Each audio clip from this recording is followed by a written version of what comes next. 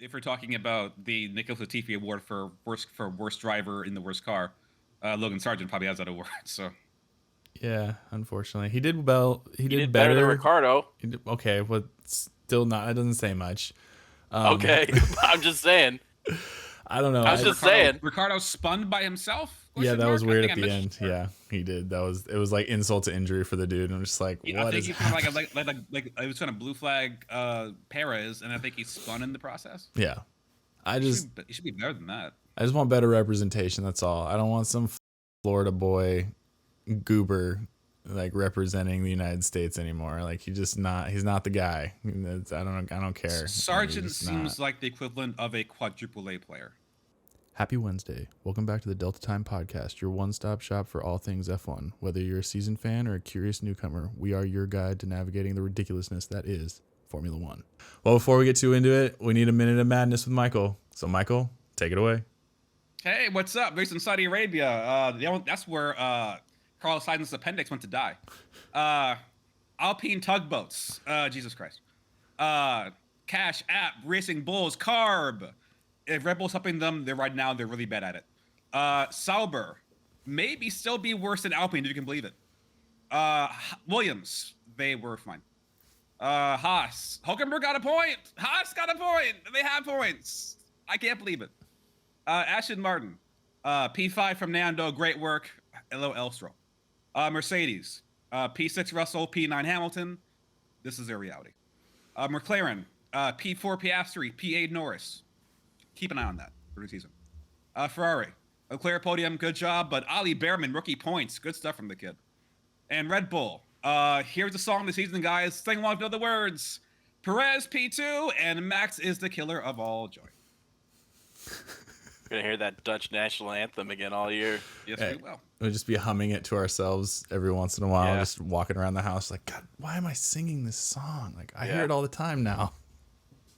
I like, have you seen the clip of Max sitting in his rig with his team Redline people, and one of them started playing those fans on Discord. Max is like, fuck, stop. It's pretty I haven't funny. seen that. That's pretty good. It's like, I'm sure he's sick of it too. I'm sure he just wants to like get the trophy, get the champagne, let's fucking go home. Well, But no, we have to sit here for fucking 5 minutes, listen to his anthem for no reason at all. Right. I saw a tweet about someone being like something to the respect of like Red Bull is in turmoil and Max is iRacing before the Grand Prix. Yeah. Apparently he was on iRacing with the goddamn controller, racing In his hotel. cars on a controller in the rain and setting the fucking sector times. Well, with everything going on with Christian Horner, he's like, Mom and Dad are fighting. I gotta go in my corner and be in my safe place. He's just going back to his roots, if we're being honest. Right, exactly. Yeah, just that's what I'm gonna do. Yeah, that's how he got so good. But yeah, that bugger's not okay. No, he's not. But yeah. But we can get into why he's not okay after we get into the race stuff. Yeah, exactly. Well, and it's just like, as far as anyone's concerned, he wasn't really in the race because he had hardly any screen time because he's just like off doing Max things. So you're like, all right, cool. Well, Yeah. I guess this is what it is. But once again, he had pace that no one else could keep up with. I mean, a second a lap, Jesus Christ, man! Like that's that's not fair. That's some 2014 Mercedes shit. Yeah, exactly. That's what I was thinking of. It's just the Hamilton Bottas, like, you know, And full the on. fucked up part is that that car seems beatable. It but does. not when he's in it. Yeah, I mean, Like even Perez is like not that far ahead of everybody else. I mean, the dude passed. Perez is like Perez is a damn good F1 driver. Yeah. He's damn good. Mm-hmm. And Max is just level above everybody else. Yeah. Well, it's just such a fantastic visual as he passes Norris on hard tires while Norris is on mediums. Now, granted, the mediums are worn to an extent, but that safety car happens so fast. They're not that worn. It was just like what? Yeah, he's different. It's crazy. And even if we forget, like this dude's getting better. He's still getting better. Yeah. He's not solved racing yet. Maybe he might. Mm-hmm. But he hasn't solved racing yet, so he has room to get better, which is crazy. Yeah. And he's showing how much better he's gotten. It's a crazy thought to think, and unfortunately, we have nothing but no other thing but to think it. What? You say he's even 30 yet? No. So we have to acknowledge the reality that this man is not in his prime yet. Nope. Yeah. Well. Okay. Yeah, and someone. That's greatness, right? That's what greatness is. I mean, yeah. Like, okay, sure, whatever. I mean, he's on the cusp. I know it's possible, but here we are. I guess we'll see if he brings his legacy to Mercedes next year. Right. No kidding. Well, and shit. Unfortunately, those cards seem to be not falling where they need to. If everything is true from what they're reporting, but let's save that a little bit. Yeah. Hulkenberg gets a point. That was cool. Thanks to his kamikaze teammate who just decided to just fuck up the field all day. And I don't know. What were your guys' thoughts on that? Do you think it was skilled, or do you think it was, annoying and not so much? I respect the hustle. I mean, like, you're racers. Your job is to race. You're in a race. If you can pass him, then maybe you're not as good a racer as he is. But if you're accumulating several penalties while doing that, doesn't that nullify you being a good racer? Okay, in that regard, yes, correct. If you're just holding the pack up by pure guile and cheek, that's one thing. If you're also being a dickhead about it, getting penalties, then that you're out of control.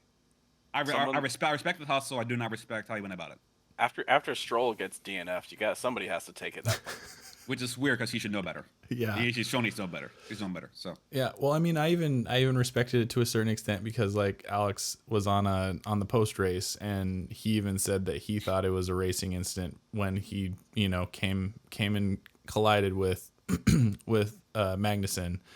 Based on the way that the track is, apparently, like the curves at Saudi, they're not smooth corners. It's a very narrow track. Yeah. Well, and the corners that are very hairpin, like they're not smooth, like the swimming pool and like different corners in Monaco. So when you hit them, some of them like actually jut out too. So like when you hit them, there's no like glancing blow. Like you hit them, you're really gonna mess up your car, and that was that sounds like something they should have done, bro, when they repainted the first circuit. But Yeah, no, I agree. But I could appreciate someone being like, I thought it was a race incident, even though like me personally, I'm just like, it just is Magnussen being Magnussen and a bull in a china shop, and like I get it, and I appreciate him utilizing or like pushing the rules to their absolute limit. But at the same time, like I feel like race control should have like stepped in and be like, you need to pit. Like you have 3 penalties right now. You have to serve these. Yeah, you need to serve these because you're causing problems. Because I think that we would have had a lot different of a race if Magnussen hadn't been allowed to do what he did the majority of the race. Which again, because he wouldn't have been midfield. He would have dropped back down to last place. Yeah, he would have been fucking it up for everybody. Yeah. Really different of a race if there were two more cars on the grid and he had to compete for a seat, because in a just road he wouldn't have a seat. Yeah. Oh, for sure. I mean, there's a couple guys that wouldn't have their seats. There's at least six rookies that are probably as good as him, if not better, right now. Mm-hmm. They could be to have a seat, but I mean, Behrman outclassified him. Oh yeah, he had a better car though, so I wouldn't put that on him too good. I think Behrman would put him in a similar car. I'm sure they'll probably give him the business, but Behrman wouldn't, even in a Haas, Behrman wouldn't have gotten 3 penalties. Yeah, probably not. Yeah, probably not. I agree, and I think that Behrman, he wasn't a better car, but he also, the fact that he was able to extract as much out of that car was impressive because he literally only had P3 and qualifying, and that was and barely P3. I mean, really jumping in at P3 and FP3 and then going for qualifying. So I thought that was good. And again, I agree with you guys. I think Behrman just proves or just continues to show that there's a ton of talent down in F2, and and outside of F2, like isn't Pourchaire just in a garage, but he can't race anymore between F1 and F2? Yeah, he's won too much. Because he won the thing, so he can't. He can't do anything. He want to do Super Formula. Super Formula. Yeah. But yeah. And it's just not. I think they need more cars on the grid. Or there just needs to be more. I think we've gotten into this place, and it was one of the notes I put down. Do you guys think that the cost cap potentially is hurting the sport from a standpoint of like they're not taking more risks? It depends on if salaries are under the cost cap. I believe they are. Then I would say it helps more than it hurts. It Really? helps that you can't have Ferrari and Mercedes spending millions of dollars each week to run an engine for 1 month, for 1 week, and throw it in the trash. True. That levels the playing field, I think, a tremendous amount. I think that is better than whatever they lose out in terms of, shall we say, risk tolerance. Steve? I mean, yes and no. I feel like the cost cap should be harder on teams that they should have a lower cost cap on the teams that are at the front of the grid. The back of the grid should have a higher amount of spend that they can do. That would even the playing field for me. Yeah. However, having every team with the same cost cap, you already have Ferrari and Mercedes that already have all the research and development tools and dyes and everything they need to do their stuff, whereas the other teams still need to put more money into those. Agreed. Yeah. Yeah, agreed. Yeah. I remember listening to James Vowles talk about this stuff. It was like, when there's like, before the cost cap, is like Mercedes and Ferrari were able to build all their factory stuff out. Yeah. And then you had Williams who like, well, we have cost cap now, so now we can't do that. Now we can't build if we want to. Mm-hmm. Well, it's like Max had to pay more for his F1 license this year because of how well he did. Which is So, still, it should still be seems like opposite a scam for the to cost me. cap. It should still be opposite for the cost cap. He's the labor. Why is the labor paying anything? Yeah. Well, I'm sure the team pays it But why does that even exist? for money for the FIA. Okay, so greed. Cool. Well, and that's the thing is like, I just let's say we'll save that for the end too. FIA, they're they're just losing all credibility in my opinion. But but outside of the license costs, I mean, any race that you do, even if I was to go to like a league race or something, I would have to pay an entry fee for the league race, something like that. You know what I mean? Yeah. Like, yeah, but it's they're also it's like an entry they're also fee. like poor though. But poor. it's an entry fee, and you're talking about the top 20 drivers in the entire world. Yeah. So $10 million, a $10 million entry fee to be the #1 guy in the entire world. That's not a huge cost. No, but also we learned that you can't pay your way into that league. So what's entry fee for? Yeah. So you can maintain your spot that you paid for. It's like season. If they're paying entry fee as a way to keep the grift going, if it's a keep the grift going fee, then I get it. But like, we've shown that like people want to pay their way into the F1, you can't unless you make people happy. So, I'm just saying the amount of cost to the entry fee to play is a lot lower than the winning. Yeah. They have to justify whether there's an entry fee at all, considering how much money they make on a yearly basis.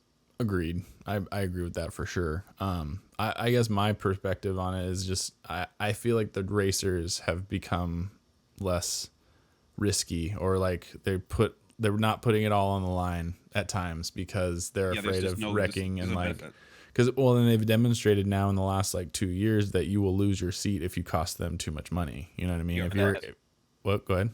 But again, that's another factor that hurts the back of the grid more than the front of the grid. Yeah, exactly. But that's what I mean. Like you would have had bigger dives and like bigger moves potentially because they're like, I just got to go for it, and you just can't think about it. Whereas now, like, I don't know how many times Vasseur said to bring back all 4 tires. You know, how far up do you think Behrman could have been if he was truly like, going for it with like Probably reckless abandon? P5. Yeah, right. Yeah, but like Schumacher would have a job right now if he didn't crash the car so much, and everybody saw that. Mm-hmm. They're trying to keep the check clearing. I get it. Yeah, we all get it. Yeah, which I mean, it does make sense, but I just the thing that I've thought was going to really help, the competitiveness of the sport, I feel like at times is almost hurting it, which I'm a little bit nervous about. So I'm hoping that it'll just equalize over time. Like we're just in that weird transitionary period to where like I mean, cars are tougher, so that's good. I mean, you literally watch Piastri bounce his car off the freaking wall in qualifying, and it was fine. But there's still improvement to be made. And I hate to say this, but I think it's the truth, mainly because it's a sport. Is that like the people in their current seats have no competition. There's really no competition for a vast majority of current seats. And part of that is my team's on the grid, and part of that is just politics. Mm-hmm.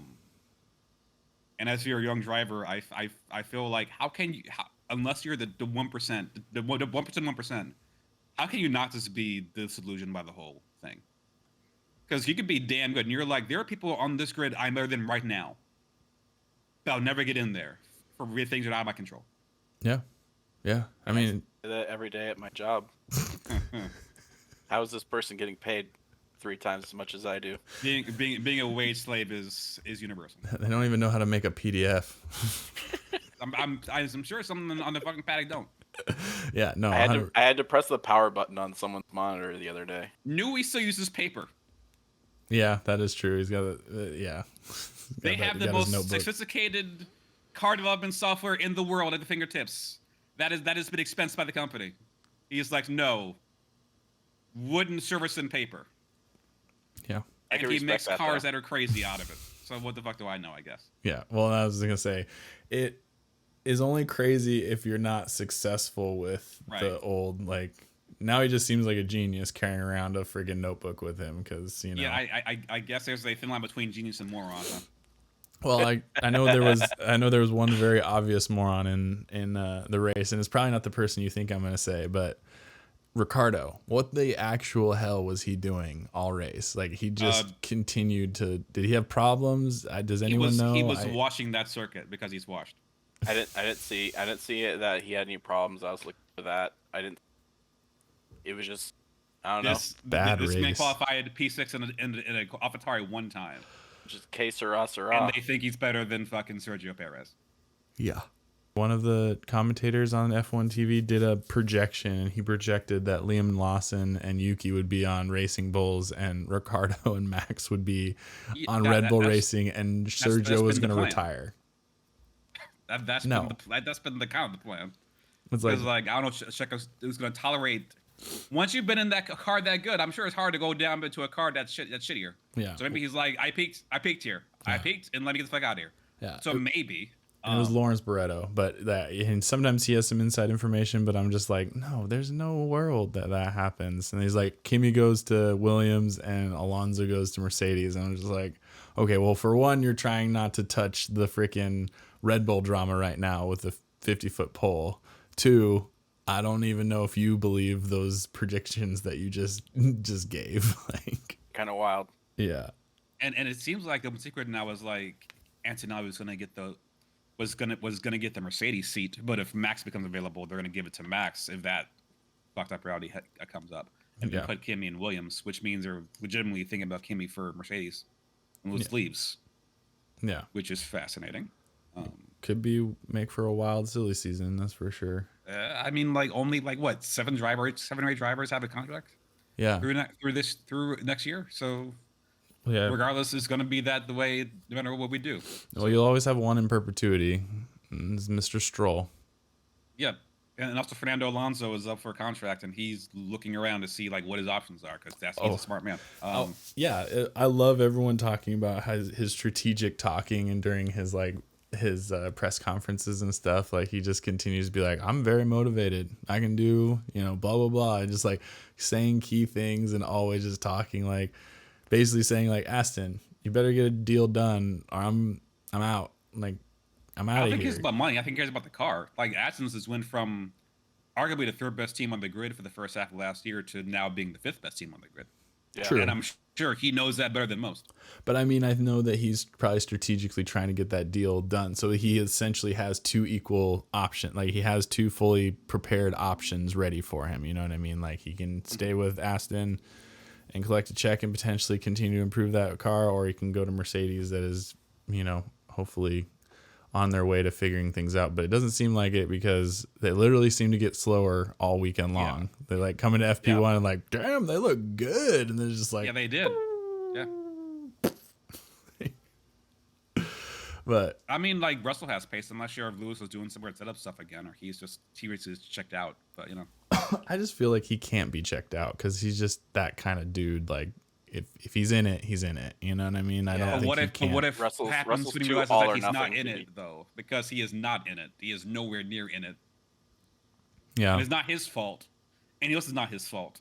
So I can see, in theory, him being kind of checked out. Fair. What were you going to Because say, he Steve? knows it's like, they give me the car, and I will get them wins. I've done it a couple too times. all or nothing to be checked out. Yeah. Well, Russell's trying to prove that he does. Hamilton's checked out. Russell's going to be the face of Mercedes next year at least. Maybe not the year after that, but next year at least. So he's trying to prove. Not if Max goes to Mercedes. Correct. Not if Max goes, but if the rookie comes in, he doesn't want to get Fernando Alonso. Yeah. And he wants to prove that he's the top dog there.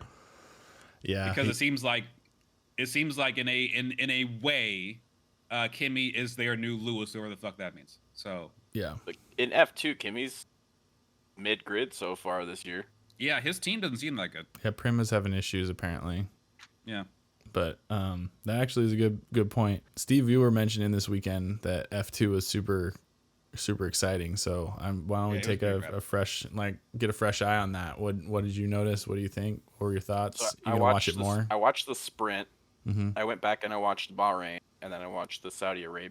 Dude, like, there's a lot of action in F2. There's a lot of battles, a lot of going back and forth. The only hard part for me right now is I don't know the constructors and I don't know the drivers. Yeah. So it's a little hard to be like that invested in it, but Yeah. there is a lot more action going on even at the front of the grid in F2.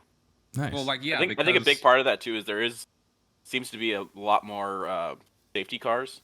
Mm-hmm. So that brings all the cars back together, and then, but the gap in general doesn't seem to really get that great in between. I forgot. Are they spec cars, or are they some parts are spec of them? They're. I mean, I think they're they're all still. spec. They're all the same car. Yeah. The only difference is the driver. I So I feel think like that's during- not true because some teams definitely dominate more than others. Well, Which during means F, their money's going somewhere. I think it was during the sprint or during the race. One of them lost the side of their front wing, and I think they got a penalty because then their car wasn't spec. And yeah, you have to. I mean, that's They have to be driving with the same. Yeah, that's equipment as a everyone mandatory else. pit. As that sounds like so.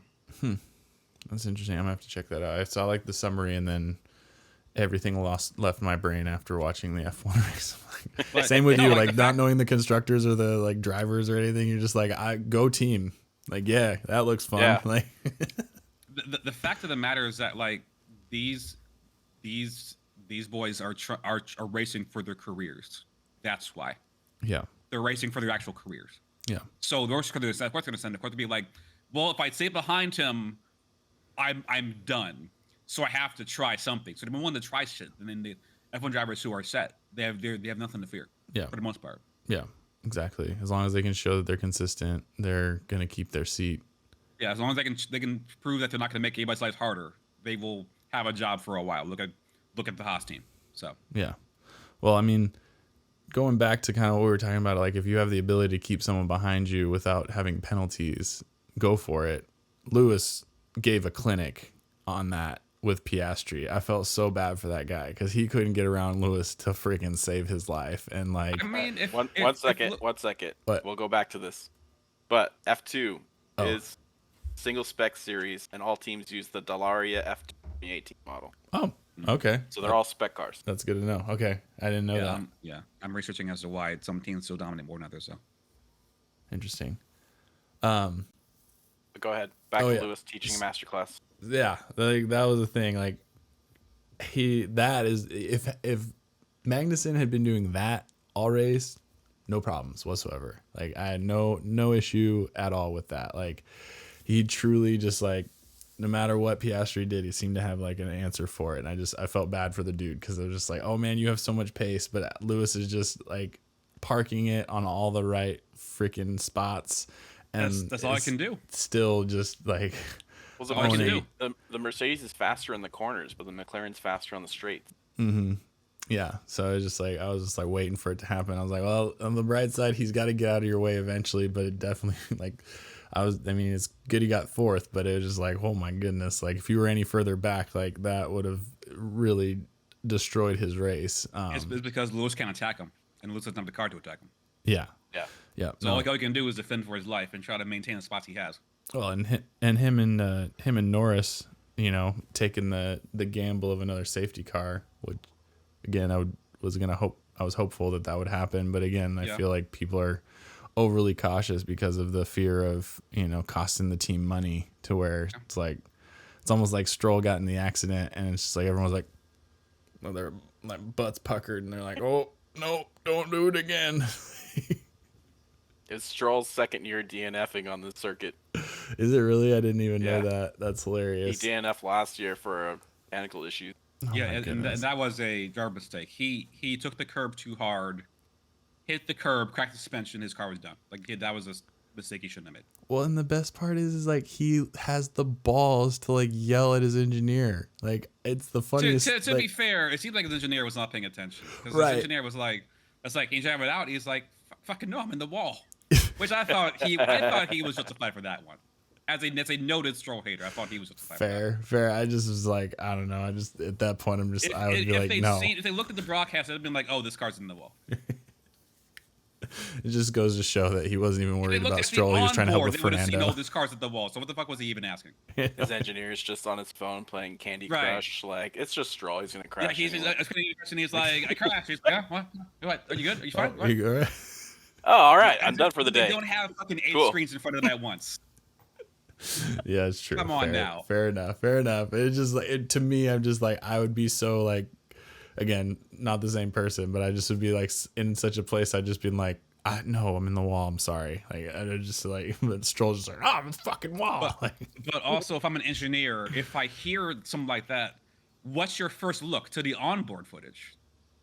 If you look at the onboard footage, you would have seen him in the wall. So, like, what was he doing? Yeah, exactly. Playing Candy Crush. I guess he was playing Candy Crush. Which, to be fair, that game's not that bad. I mean, that game's predatory as fuck, but it's not that bad at its core. Yeah. Well, he was playing Motorsport. He was playing Motorsport Manager on his phone. The bad one. Good. Yeah. Awesome. The reason I haven't got the Motorsport Manager 2 on PC yet. Awesome. Great. Yeah. Well, someone has to pick up the Latifi mantle. So, I mean, I guess Stroll's the best. He's the best of us in that regard. Or, well, if we're talking about the Nicholas Latifi award for worst driver in the worst car, Logan Sargent probably has that award. So, yeah, unfortunately, he did well. He did better than Ricardo. Okay, but still not. It doesn't say much. Okay, I'm just saying. I don't know. I was just saying. Ricardo spun by himself. Yeah, that was weird at the end. Yeah, he did. It was like insult to injury for the dude. I'm just like, what I think is he's kind of like it was kind of blue flag Perez, and I think he spun in the process. Yeah, he should be better than that. I just want better representation. That's all. I don't want some fucking Florida boy goober like representing the United States anymore. Like he's not the guy. I don't care. Sargent seems like the equivalent of a quadruple A player. Yeah. I agree with that. That's a real thing. Which is fine. I mean, that's Latifi. He just needs to go into the oil business with his uncle or something like that. And, let's go make his money there. Or go into get into ovals. Oh yeah, America. Maybe he get into ovals. He has connections getting into ovals. He wants to get into ovals. I mean, hell yeah, brother. He's from Florida. That should be in his blood. Flat track. Probably is, along with other stuff. But Alpine retired before the race. Like, yeah, that poor bastard. The gearbox died on him. Yeah, that's as much as if we put our personal feelings aside for both Gasly and Ocon, as racing drivers, they deserve so much fucking better than that. Yeah, and my annoyance is that because I watched. Gasly cost me negative 20 points on my fantasy team. Oh, I left them. How much points I got? Yeah. I know. Go ahead, Jeff. No, I just same kind of thought process, but my frustration right now is that Alpine's trying to claim that this is all like part of the plan, and I don't think they know what the fuck they're doing. Like I think all of this has been reactive and none of it was actually planned out. I think those engineers or those specialists, that the head of departments, like they left. There was no like, this was the plan, we're going to this, and they didn't. No, shut the fuck up. You didn't know what's going on, and it's all crumbling underneath you, and you're claiming that it's plan that you've had in place for months. And it's like, no, that's not. Shut up. We know what that looks like, and that's McLaren last year. Like that is when it's planned and it's supposed to happen that way, and like that's just the way it is. Like in the effort to not look like an embarrassment, they embarrass themselves. Yeah, I think they could be legitimately trying to restructure their team to be like McLaren did, but they're just not doing it correctly. yeah. Well, I agree Or they are. or it's really hard. What? Huh? Or it's really hard, and I guess we need to know something about this. Or the rot runs too deep. Yeah, that I think there's probably more of that, the latter. But yeah, I agree with you, Steve. I think they are doing that. But what is like making me annoyed is that they're trying to make it out to be like this was the plan. Like their current principal with all the French in his mouth is just up there talking, and I'm just like, no. And then they cut to like the commentator who's like a buddy of his, and it's like, yeah, he's really doing what he can, and like stop it. Like, I mean, it could be growing pains, but it seems more severe than just growing pains. Yeah. It's definitely, like you said, reactive. So whether or not they planned the restructure or whatever, I don't think they're doing it correctly. Yeah, you don't have those kind of bombshells drop right during a race weekend or right after a race weekend without it not being in your control. The only thing that was in their control was when they fired Otmar during the race weekend, and like that. Again, they made it very clear that they let him go. That didn't even go that well either. Yeah, exactly. But also considering how he fumbled both Alonso and Piastri, I would say that's fireable offense. Right. It was, but I'm just saying, like, they've made it very clear that, like, when they're letting them go, they make sure everyone knows that they're letting them go. So the fact that any of these people are like, I'm leaving Alpine, like, I'm quitting Alpine, I don't want to work here anymore. Like, it's definitely the whole, like, you can't quit, you're fired. Like, yeah, get out of here with that shit. Like, it's like, okay, well, thank you for unemployment. Like, oh wait, oh god, yeah, yeah. But anyways, I mean, there was some luck on the course though. Lando, just the gods smiled upon him apparently, because a blatant, obvious penalty just didn't get applied to him. Like, yeah, I almost always watch Lewis's onboard to be in the race. Mm-hmm. And he was right behind Lando, and he definitely jumped the start. Oh yeah. Did you guys read the FIA document on the jump start? I didn't, because it seemed like it was dumb. I heard it through like one of the technical analysts, like basically went through it and said that because he didn't get an advantage or he stayed within the there's a sensor on the car, and yeah, I guess there's probably like some kind of like tolerance that he didn't break that tolerance. Yeah. So that's why he got off. Okay. And it looked like quite a big move. Like I said, from the naked eye, just from the broadcast, I could see it. It was pretty egregious, and I think another reason is they had something similar like that happen with either Ricardo or, why can't I think of his name? Sebastian Vettel, at Japan one year. I can't remember what year it was, but it was very similar, and they didn't penalize him for that. So like they were saying like they don't want to go back and like go against what they've done in the past or whatever. And I think the number one thing was in their mind there was no advantage, but I'm just like, so like anytime in any video game I've ever played, if you let off that brake before the light goes, like it's an instantaneous like false start, But on the other option, it's more like it has like a party foul. Mm-hmm. No party foul type vibe. It's like, okay, you didn't get an advantage. You fucked up. Fine. Just don't do it again. It was like don't do it again. Yeah. I think if he didn't... Which, to be honest, in those situations, we would have loved to have that. Yeah. So, it's I feel... And I'm okay with it. How much of a hard ass about the rules you want to be. It's really how it comes. It comes down to how you feel that day. That's really how it comes down to. Yeah. I'm okay with it as long as the FIA is working towards consistency. Yeah, that'd be nice. That'd be nice, but it's hard to give them a pass when the FIA as a whole is so inconsistent about it. In general. I know. Well, and you have the head of the FIA under investigation for interfering with the race. That's a little. Yeah, which is Sus. crazy thing to a crazy thing to accuse the head of the FIA about. I hope you would have proof you're doing that. Mm-hmm. If you do have proof, then Lord help you. If they do have proof, they'll give you 100 million euros and send you on your way. Which, you know, there are worse ways, I guess. I'm sorry, 1 million euros and send you on your way. It was like 100 million. Oh, you started to don't just lowball them like that. Come on. Yeah, no, it's yeah. I mean, we can get into that if you want. Because is it over? Because at this point they seem to have like. I heard there was an investigation. And that's all I heard. I'm not sure if there's any resolution to that. I think the Christian Horner portion is over, but now we're on the Helmut Marko portion. I would argue it is not over at all. I'd argue it's still continuing. I mean, if money was it's accepted, still continuing, but I think behind the scenes, and like I said, once Helmut Marko, we figure out what's going on with Helmut Marko, then it's going to be what's Max Verstappen's decision on these findings, and then it's going to be over. Yeah. No, I agree. But it's not over yet. Yeah. No, I know. I think they're trying to do everything they can to put all the pieces together. They're like, okay, Christian, he's the problem right now. Okay, well, we're gonna bring him in. That's no longer a problem. Oh, Helmut, you want us to leave too? No, bring him back over here. Okay, no, that's good. All right, Adrian, Helmut's not leaving, so you come back over here. Oh, okay, now, okay, Max. Okay, we're good. Just we're all family. Nobody we're all family move. Over here. Everything's good. Yeah. They really handled the situation absolutely. Oh, it's atrocious. Just so poorly. I mean. You have to. It's pretty impressive. The guy's a creep. I think that's really the moral of the story. Is he's just a creep, like weirdo. And he's either a creep or a creep defender. Either way, and it's bad either way. Yeah.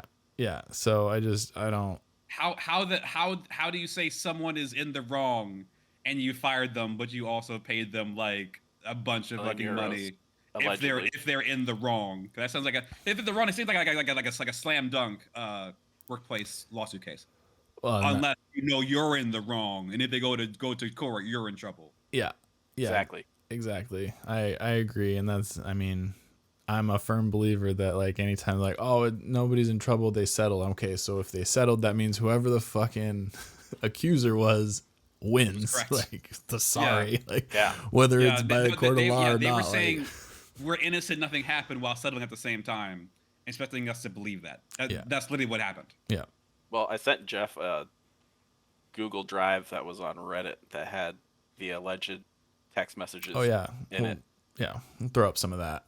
But yeah, I mean, it's just ridiculous. Like, there's obviously like points where it's like he's told no. Like, there's also instances where it's like it's obviously been consensual at some point. So it's like I can see why there's like there needs to be full transparency to be able to get this guy, but they don't seem to have it. They have just enough to be able to like give him plausible deniability or whatever, to where it's like this gray shit, to where it's like you can't take him down without like taking down probably half the grid. You know what I mean? Like, because it's just I don't know. I still think it's ridiculous. I think he should just go away, because that's the thing. Like, that's the biggest issue. Like, if you just got rid of Horner and bring in someone else, like, the machine's already rolling. Like, the Red Bull machine is rolling. Like, you know what I've heard throughout all of this?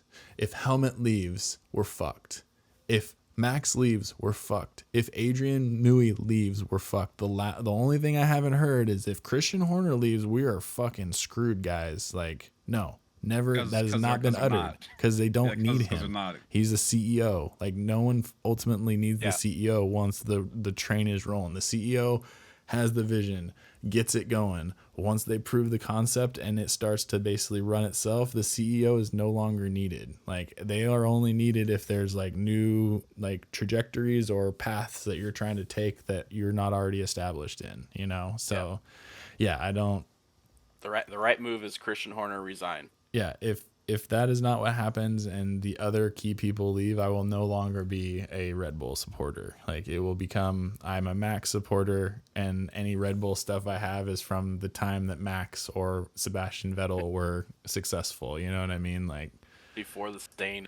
Because it's just like I don't want to be associated with that myself, you know, and I don't want it to be thought of as being something that I don't take seriously or consider to be something that's bad enough to stop, you know, being a fan of that team. Because I don't really fall under that category of like, he's a role model and stuff like that. Because he's not. He's just an engineer racing guy who, you know, is in charge of a team. And that's what he's good at. But at the same time, there's a certain level of like humanity and just like being a good person that you have to be in general for me to have any respect for you. Totally. So anyways, I'm just hoping it starts to go away because I'm tired of the second week in a row. Like, I mean, RPM said it best. Like, we're 2 races in and we've already seen Christian Horner's cock. Like, allegedly. So, like, it might have been a finger. We don't know. We do not know. Yeah, it might have been a finger, but whatever. The fact that there's even that conversation happening. I've taken a is picture ridiculous. like that by accident with my phone camera of my finger as I was putting it in a pocket before. So What was it? Your finger? yes, it was in fact my finger. 100%. I can say with confidence. So like, it's not out of the realm of possibility that's a finger, Yeah. but it's funnier the other way. Yeah, that's for sure. That's for sure. It's But no, what I keep coming back to, like, if this employee was the issue, then why'd you pay them anything? Mm-hmm. Unless they weren't the issue. Yeah. So that reads to me as guilt. That reads to me as accountability. Otherwise, why pay them a dime? Right. Yeah. Why not just fire them and be like, take us to court and we'll see what's what? No, Yeah. they paid them to go away because they know they're in the wrong. $1 million. I was like, okay, now, okay, so you know you're in the wrong, but then how do the team does this fucking run? Yeah. I mean, I never find out, honestly. But Yeah. Something happened over there and it was uncouth and it is not cool. Yeah. No, I'm not. I definitely am not a fan of it. I don't think it's necessary. I don't think there's any place for it. And, you know, I'm just And if this causes more stress on Christian Horner, then good. yeah, It absolutely. was probably his fault anyway. Yeah. I mean, there's no totally. way. What? Go ahead. Totally his fault. Yeah. You can't just look at his body language and you can just look at his body language and know that he's constantly, whenever he's in the public eye, he's just like shit. As he should be. Yeah. As he should be. Yeah. Hold my hand. Give me a kiss. Put your hand on my shoulder and he's like you're comforting me. Make it look like we're a happy family again. Yeah, right. Well, I mean, also Sonoda needs to get his temper in check. Like, he needs to understand that he is hurting himself with his lack of listening to his pit crew. Like, With that said, he's not racing his teammate. So right, but he unsafe release because he didn't listen to his freaking pit crew. Like, they literally have him stopped and he ignores them and almost runs into Norris or whoever it was. I can't remember who it was, but like, I think it was Norris. But that's a very ragey. I feel like it's a very ragey situation. Like, he's pissed and he's mad that the guy's stopping him and he's just like, no, I'm not gonna stop. Like, I just ragey and pissed when he tried to pass who was it? Magnussen. and then he just loses 2 places Yeah. because he did it wrong. Just went into the corner too hot. Yeah. Well, and then Alex, No strategy whatsoever. Just Alex, I'm gonna overtake. Fuck it. Yeah. And then Yep. Well, screwed himself. And then Alex is just a beast and like overtook him on the outside. Like, is crazy. Or no, it was the inside. He did the same thing that Magnussen did, but actually gave Yuki space, so he didn't actually run him into the wall like Magnussen did to him. So that was good. Alex is killer. Like, I want him to get a good seat next year or the year after, or just have Williams be on pace to actually become a top 5 team. But I don't think that's gonna happen. But yeah, he's great. I just want Tsunoda to just kind of settle down a little bit. It's kind of sad to watch. like I said, he's racing for his seat again. He knows he's stressed out. So Right, but I just like that. That's part of it, though. Like, yeah, there's true. plenty of That's people that dealing are with that's racing for a seat. part of the gig. Yeah, If you can't deal with that, you can't stay in the league. Yeah. So, but I'm saying I understand why he's so wound up. yeah, So. I get. Yeah, completely. fully. Yeah, I can empathize with him for sure. But also, like, speaking of master classes, Nando, just hi Russell, hi, just stay back there, buddy. Just Yeah, no, You can be an expert on my wing. Tell me what's the perfect shape. That man is good. That man is good. That man is that good and can do that. Yeah. So. Well, and so you would mention that Stroll, this is his second year, Steve, that he DNF'd. So Yeah. I think that's a good segue into your race rewind. So we can get a little bit of a history lesson on something that's happened at the track previous to this race. Yeah, plus I think it's also like the race rewind is great because it's all the same drivers and the same cars. Mm-hmm. So then we get to compare last year to this year, like 1-for-1. Yeah. So last year we had Checo start at P1. Max had mechanical issues, so he started at P15, Mm-hmm. but ended up Red Bull 1-2 with Checo at P1, Max P2, and then Aston Martin Stroll DNF again. So like he didn't make it last year. He didn't make it this year.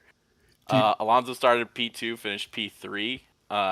He did it interesting. He used his 5-second penalty because he was in the wrong starting position. He got a 5-second penalty, Mm-hmm. but because of Stroll's safety flag, he went into the pit and used a 5-second penalty under the safety flag. So that was kind of like a questionable thing towards the end. Like they were trying to get Russell within 5 seconds because they weren't sure if the penalty was going to stick. But Alonso made it with a 5.1 second gap between him and Russell. So Russell came in P4. Hamilton finished P5. Hamilton actually made like a really good comeback. He was going pretty slow at the race. And then Ferrari, Sainz finished P6. Leclerc finished P7. But Leclerc got screwed on the safety flag too because he was right behind Sainz, but he left a gap. And Ferrari didn't tell him, hey, Hamilton's in the pit. So he left enough of a gap. Hamilton got right in between him and Sainz and then overtook Sainz later. Alpine was actually a contender kind of for mid-grid last year. Ocon P8, Gasly P9. Haas, Magnussen got P10, Hülkenberg P12, but Magnussen barely took that position from Tsunoda within the last few laps. It was a pretty good little takeover. It was like kind of surprising. Nice. AlphaTauri, Tsunoda got P11, and De Vries was still racing with AlphaTauri, so he got P14. Alfa Romeo, Zhu came in P13, Bottas P18. And McLaren last year was at the bottom of the grid still. Piastri P15 and Norris P17. Holy cow. And Williams, Albon actually DNF'd last year for a brake failure, and then Sargent came 6th. So not bad. It was a pretty good race. Well, And Checo was matching Max's pace this year or last year? last year. Yeah. Checo was staying, like, he was ahead of Max, and he stayed ahead of Max by the same amount of time for the remainder of the race when Max got up to 2. That's a thing of the past. Checo ain't driving like that. No, as definitely King of the Streets is not going to be his title and this year. Mm. You're just going to have the king. The king has been fucking usurped. yeah, So, yeah. You're going to have the overlord of everything. Yeah, no, there's a new king here, and it is very clear. But I had forgotten that Checo won this race, so that's 2 races that Max didn't finish. Yeah. He won last year. Yep. And Slacker. he's a race away from Slacker. Yeah, I know. He's a race away from being even with his record last year. It was race 9 was this one, so 10's next week. Did you guys hear his response to someone being like, "This is your first century of podiums"? Because this was his 100th podium out of 188 races. And did you hear his response? No. Yeah, I was like that crazy fucker. He literally like said what Michael has said on the podcast a bazillion times. 100th podium in Formula One, achieved in just 188 starts. That's a very impressive strike rate. Can we just get your reaction to that? That's 88 missed podiums, so. Crazy fucker. Well, speaking of Crazy the fastest time, so last year, 2023 Saudi Arabia, he's P2 behind Checo. Checo has fastest lap. Mm-hmm. So if Checo gets P1 and fastest lap, Checo becomes the first Mexican in I don't know how many years to be leading the championship. Mm-hmm. So there's like 3 laps left, and Max is like, who has fastest lap? Mhm. And GP is like, we're not worried about that right now, Max. And Max is like, I am. Yeah, nope, I remember The that. last lap of the race, Max pulls out the fastest lap so he can still maintain the lead championship. Yeah, because he's like, if I crash, what am I gonna do? Fire me? No. Well, then I guess I'm gonna push it as hard as I can. I guess. Yeah, that is just stupid, just so Yeah, stupid. I mean, that dude's different. Yeah, well, it's That just dude is different. when they also brought up the Ocon incident because he was coming up to lap him, and they're just like, well, last time he went to do this, it didn't end very well, so we'll assume that Ocon will move out of the way like he should. Another piece of history that's interesting is Behrman is the first driver to make his debut with Ferraris. 70. Oh yeah, that's crazy, and he had a great result. Yeah, which is awesome.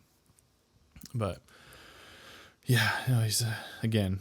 We need more seats. We need more seats because they're doing so well. At least 4 more seats. And I now think we 4 more got. seats would be great. I mean, you got F2, F3. You got endurance racing. Formula. Now you've got Formula One Academy. Like, Yeah, Academy as well. it's crazy. And I mean, You have WEC, which is not that far. It's not F1, but it's not nothing. yeah, but But there's still GT3 cars. Some hypercars are not that far off F1 cars anyway.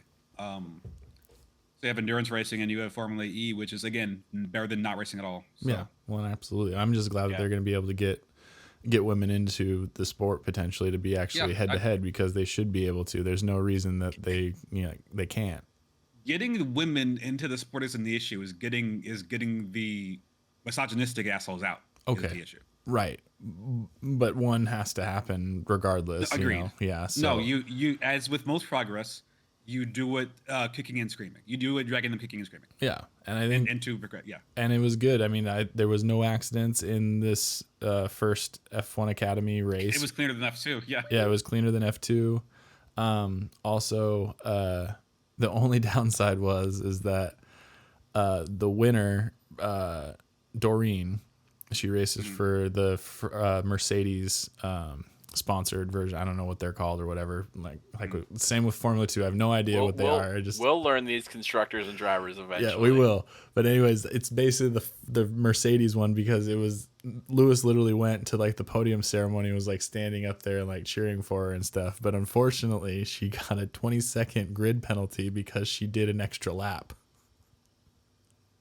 Which that's not her fault. That's it. That's a team fuck up. Yeah, like how does the engineer does not like immediately after coming over the like finish line be like, oh my god, what a great race, congratulations, that's P1. P1, congratulations, good job. They're celebrating and they've lost track of time. That's probably what happened.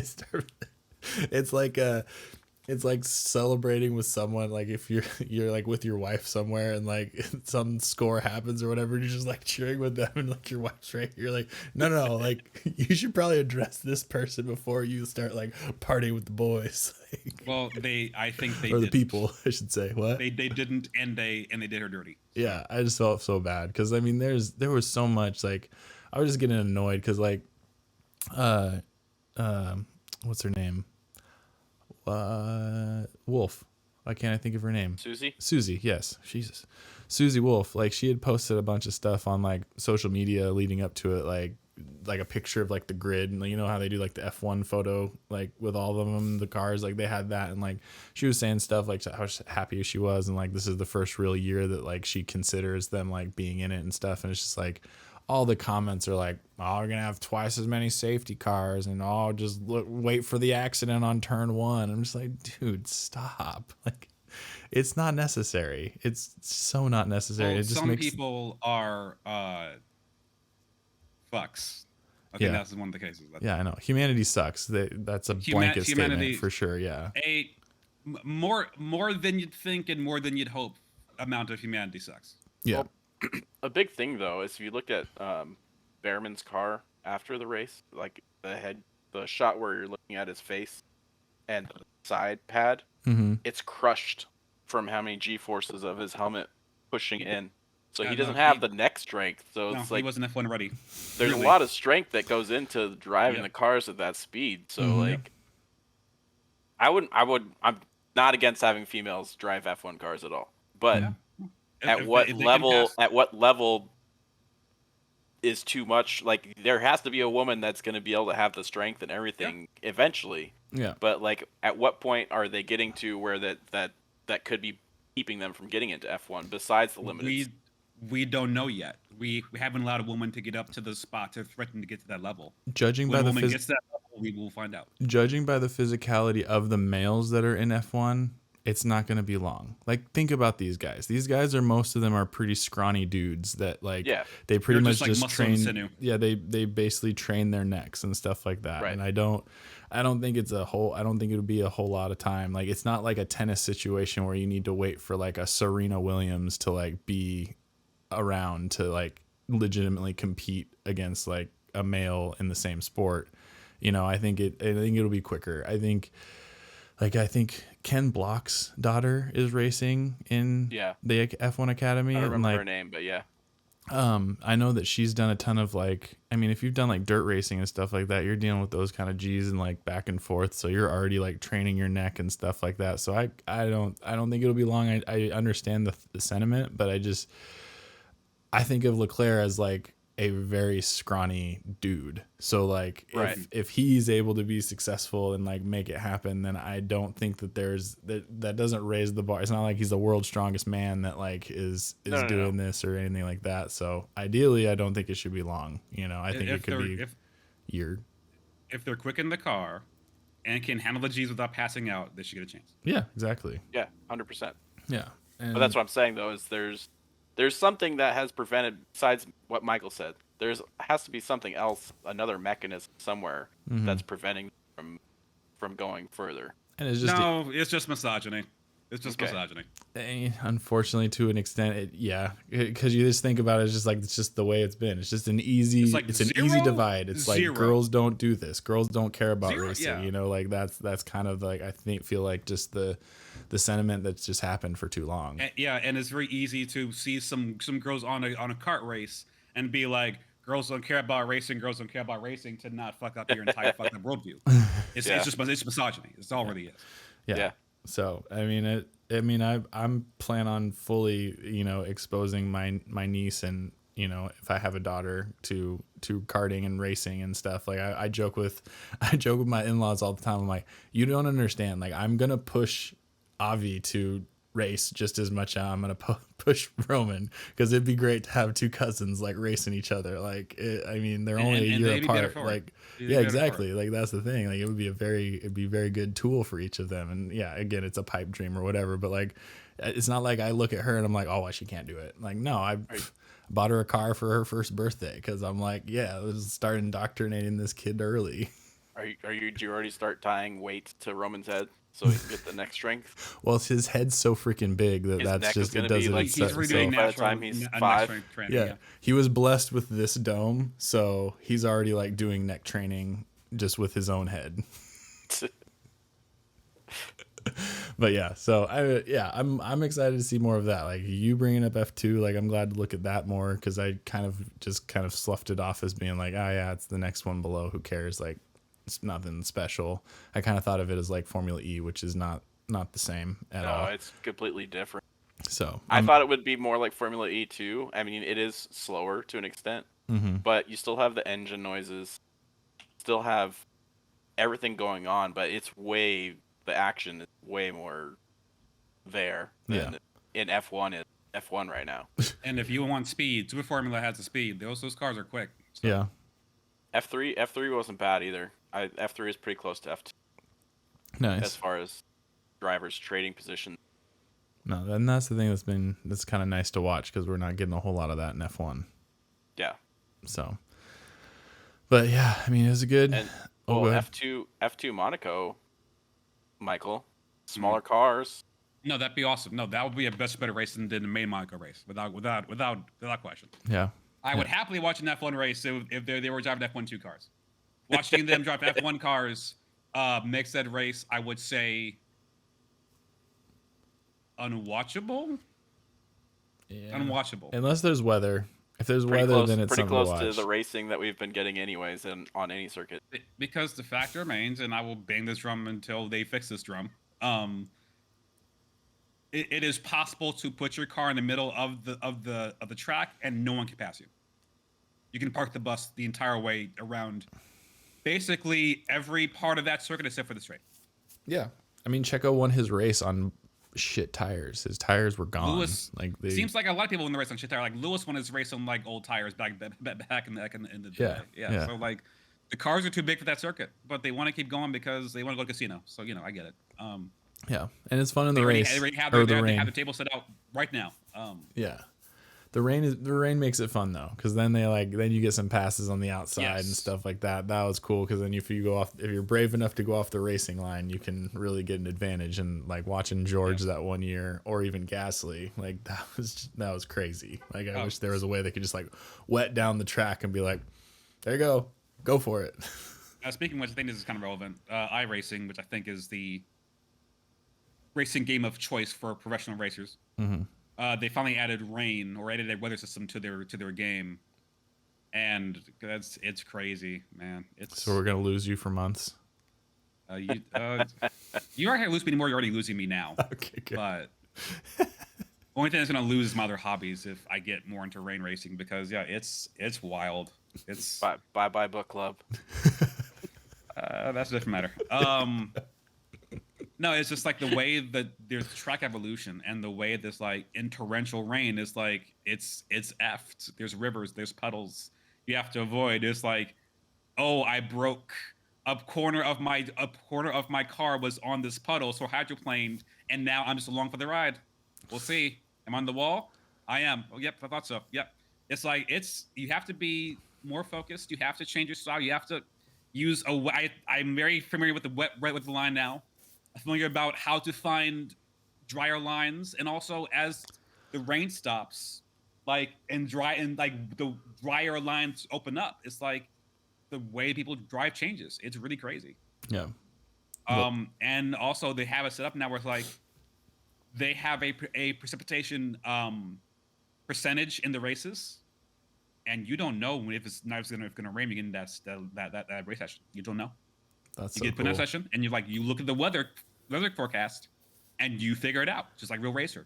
Yeah. And the game feels more complete now.